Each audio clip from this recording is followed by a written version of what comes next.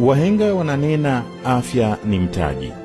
Chini ya uongozi wa Rais Samia Suluhu Hassan, sekta ya afya ya Tanzania imepata mafanikio makubwa katika miaka minne iliyopita.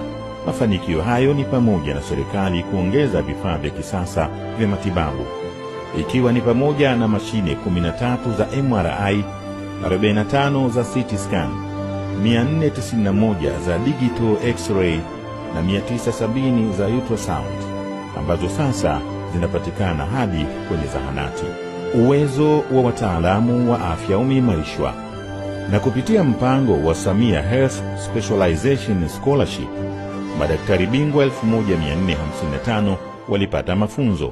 Idadi ya madaktari bingwa ikaongezeka kutoka 2637 hadi 2684 mwaka 2024. Huduma za uzazi za dharura zimeimarishwa, na vituo vinavyotoa upasuaji wa kumtoa mtoto tumboni vimeongezeka kutoka 338 hadi 523.